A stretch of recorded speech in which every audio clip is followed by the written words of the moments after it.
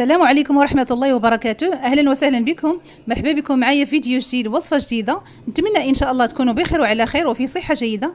اقتراحنا اليوم حلوة لشرب الشاي، حلوة رائعة وسهلة وسريعة بمكونات اللي هي بسيطة وكتخرج لنا كمية وفيرة بمذاق الكاوكاو، هشيشة ومرملة ومقرمشة، ما تشبعوش منها. ما عليكم إلا تتبعوا معايا الوصفة.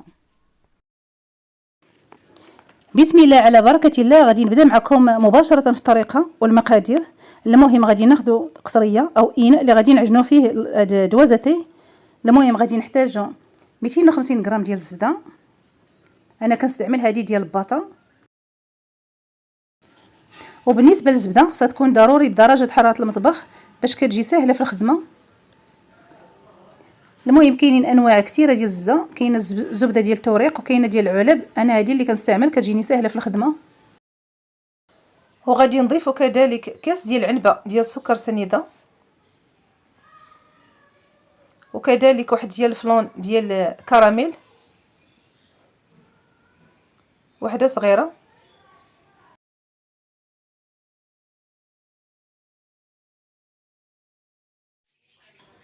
انا كنستعمل هذه ديال درهم ونص.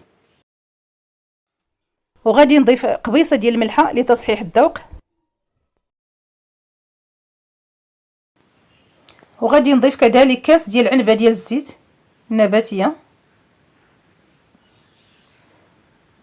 صافي. وهنا غادي نخلط المكونات ديالي جيدا. هنا كنخلط المكونات ديالي مزيان مزيان باش كتنسجم وكتحل ديك الزبده وكتخلط جميع العناصر صافي. المهم هنا كنطربو مزيان كما كتشوفوا.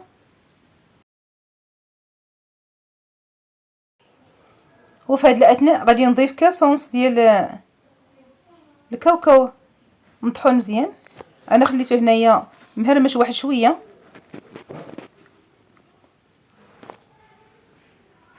صافي هنا من بعد ما حمرت الكاوكاو ديالي مزيان طحنته صافي وخلطته مع المكونات. وهنا غادي نخلط المكونات ديالي جيدا حتى كينسجموا مزيان. بالنسبه للكاوكاو كيعطي واحد المذاق اللي هو زوين لهاد دواز اتاي، كيبان لينا الغريبه ديالنا.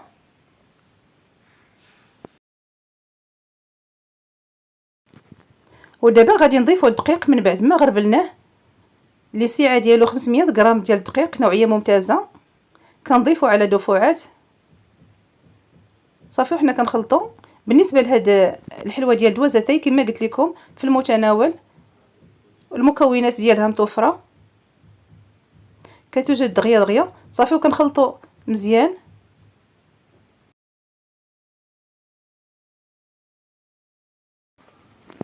غير زعموا عليها البنات راه كتجي زوينه وهشيشه، كنشربوها مع اتاي.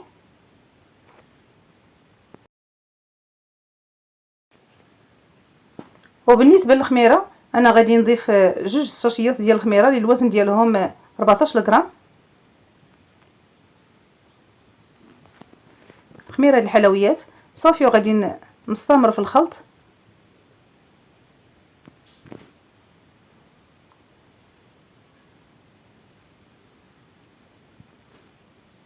انا هنا غادي نحيد الفوي وغادي نستعمل يديا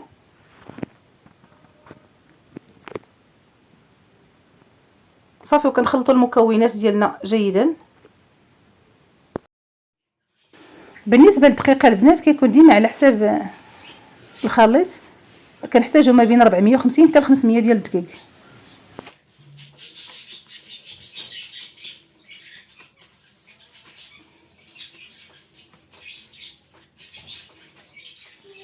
هانتوما البنات كما كتشوفوا القوام ديال العجينه ديالنا كيجي على هذا الشكل هذا صافي. وهنا غادي ندوز مباشره باش غادي نشكلها. وبالنسبه للتشكيل كيبقى اختياري وعلى حسب الذوق ديالكم. انا هنا غادي نديرهم غريبات، غادي نديرهم غريبات صغار وغادي نفندهم في السكر كلاصي، نوعيه ممتازه.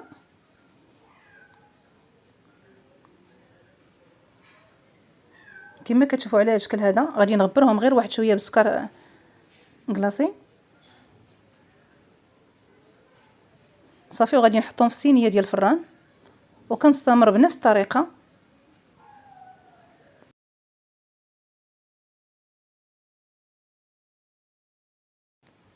بالنسبه للحجم ديال الغريبه نتوما كتحكموا فيه، بيتوها غريبه كبيره ولا صغيره، المهم على حساب الحاجه اللي بغيتو.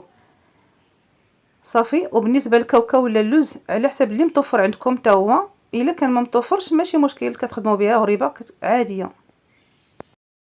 وبالنسبه للطريقه ديال الطهي، ضروري نشعلوا الفران ديالنا من الفوق ومن التحت باش تقلينا الغريبه وتجي زوينه. وكنستمر على نفس الطريقه، وفي الاخير غادي نوضع واحد الحبه ديال الكاوكاو باش كنزينوا الغريبه ديالنا على هذا الشكل هذا. يمكن لكم تستعملوا اللوز الا كاين، زينوا به.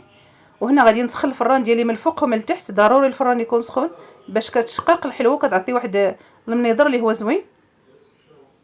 صافي.